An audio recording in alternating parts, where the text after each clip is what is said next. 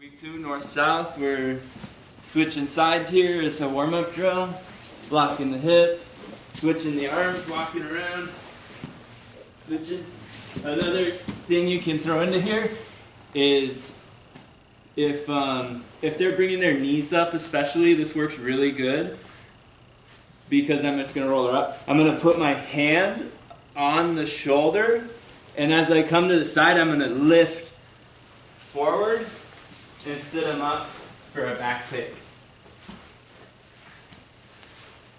So that wouldn't work if like bridge, like just lift your hips a tiny bit.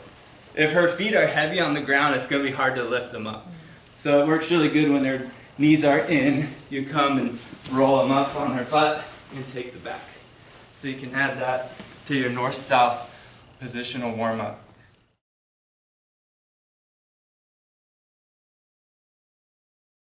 Alright, so once I've actually gotten to my north-south position with one hand over the head and one arm in here, a lot of times they're going to use this arm to try to huck me off, and that's great because I can just take this hand that he's trying to push up and go underneath and grab the back of the collar here.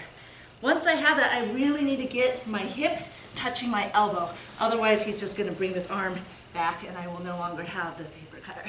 So I'm going to press my hip to my own elbow, and then I can take my shoulder and put it in this little pocket between his delt and his chest, and that will make me nice and heavy. If I come up too high, sometimes they can just throw me that way. So I want to keep my weight back. And now, a lot of times they'll take this hand and try to defend their neck here. So I can grab it and do an uppercut motion and block it with my head. I'm actually pinching with my face on his hand, and that will often give me enough access to get this collar. As I'm coming down, I can flare my elbow out if I need to. A lot of times just coming down, they'll tap before, but if you need to, you can start flaring out, and I want my weight sinking heavy as I'm doing that. So one more time, I'm in here, he tries to huck me off, I swim this arm under, and even if he doesn't try to huck me off, a lot of times I can use this leg to kind of keep his arm up and out of the way, and just stick my arm in. And once I have that, hip to my elbow, heavy, I can block his hand with my head, grab with the thumb in, fingers out. I can pull this up a little bit to make it a little tighter, and that backhand can tighten as well. This sometimes ends up a little bit throat crushy, but that's kind of part of the paper cutter choke.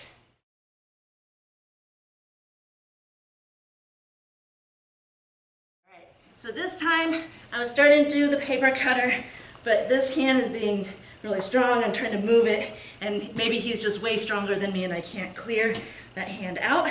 I can bring my weight over slightly, but I want to make sure my legs are back far enough so that he can't throw me. And then I turn my ankle at a 45, scoop with the elbow underneath his elbow. It's very important here that I pinch his elbow tight right here under my tricep. And I'm basically trying to keep his elbow all the way across my hip. Now I just do a sit through, and I'm keeping that elbow nice and tight, and I can put my leg over it. This is the same mechanics as the scorpion choke that we did last week off of the north-south choke, but this time I'm just a little bit higher up. And same thing, I just lift my hips forward, or the shoulder. Look, it's like an Americana motion with this shoulder.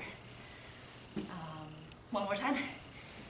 Here, I can't get the paper cutter, so I'm going to lean across the body a little bit, keeping my legs low, drag the elbow towards his head as I'm switching my hips, keeping this elbow here nice and tight towards my opposite hip, and my back is actually kind of smushing his face a little bit too.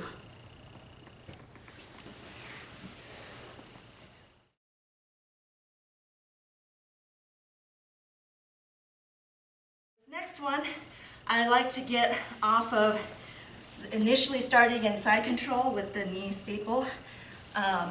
And most of you have probably seen the trifecta, where from here we're trying to do Americana, straight arm bar, Kimura. Oftentimes, as I get the Kimura grip, they don't want to let me pick them up. And so instead, I pull and he resists, so I push it down to the mat. It's very important that this hand stays pinned to the mat. going to use my sternum on the top of his shoulder. So I'm basically going to push this down with my sternum. And now I'm going to walk to north-south, dragging his face with my belly or hip bone if you want to be mean. And then I can place my ribs right on that point of his shoulder, and then it doesn't take very much. So basically, you'll notice if I lift this up, his shoulder wants to come up. But when I push it back down, that makes his arm want to pop up. But since I've already pinned it to the mat, he can't just pop his arm up to relieve that pressure. So the tap is actually coming from the downward pressure on this point on the shoulder.